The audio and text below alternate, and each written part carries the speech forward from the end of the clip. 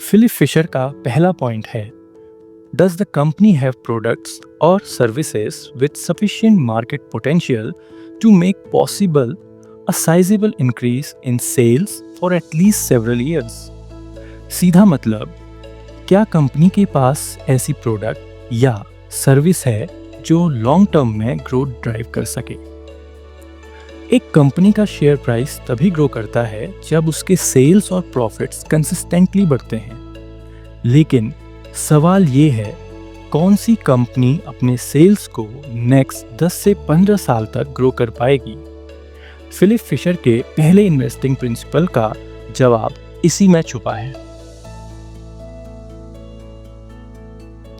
Fisher कहते थे, अगर एक कंपनी के पास ऐसा प्रोडक्ट या सर्विस है जिसका मार्केट पोटेंशियल ह्यूज है, तो वो कंपनी लॉन्ग टर्म विनर बन सकती है। मतलब शॉर्ट टर्म हाइप नहीं, बल्कि एक बड़ा और एक्सपांडिंग डिमांड जहां ग्रोथ की जगह खत्म ना हो। इंडिया में एग्जाम्पल लेते हैं, एशियन पेंट्स। लोग सोचते हैं पेंट्स एक बोरिंग इंडस्ट्री है, लेकिन रियलिटी ये है कि इंडिया जैसे डेवलपिंग देश में हाउसिंग और इंफ्रास्ट्रक्चर बूम पेंट की डिमांड को डेकेड्स तक सस्टेन करता है। हर घर रीपेंट होता है एवरेज 5 to 6 ईयर्स में, और नए घर तो हर साल बनते ही रहते हैं। देखिए, एशियन पेंट्स ने पिछले 5 सालों में 11% रेवेन्यू कैगर और 10 सालों में 9% कैगर दिखाया है।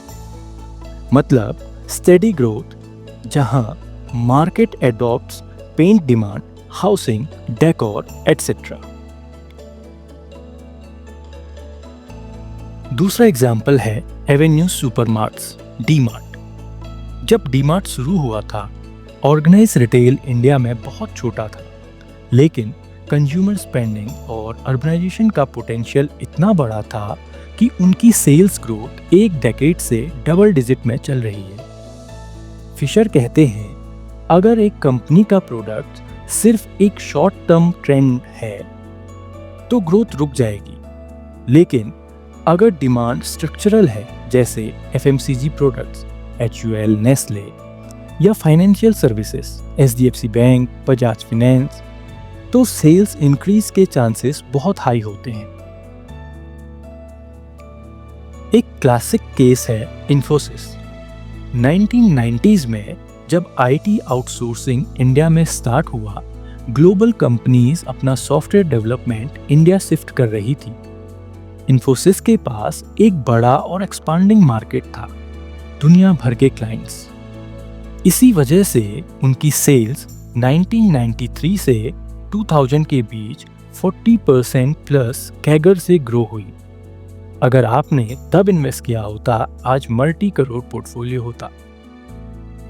और इन्फोसिस के अर्ली 1990s वाले ईयर्स ले लीजिए, एक्सपोर्ट रेवेन्यू एक साल में लगभग 12 करोड़ से 27.5 करोड़ तक बढ़ी थी।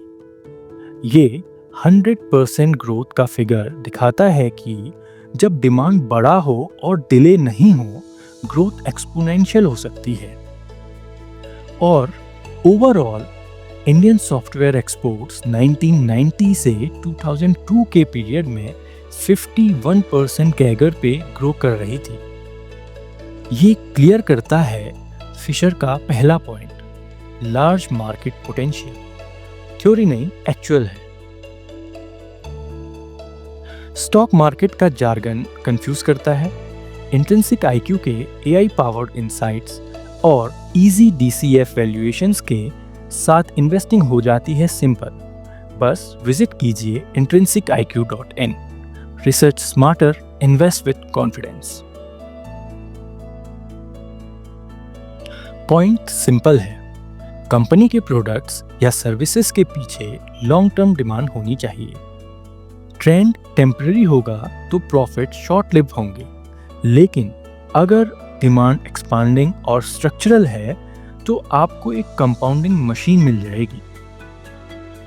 तो आपको क्या लगता है, आज के इंडिया में कौन सी कंपनी के प्रोडक्ट या सर्विस के पीछे सबसे बड़ा ग्रोथ पोटेंशियल है? कमेंट्स में अपना पिक जरूर लिखिए और इस सीरीज को आगे देखते रहने के लिए हमारा चैनल सब्सक्राइब करना ना भूलें।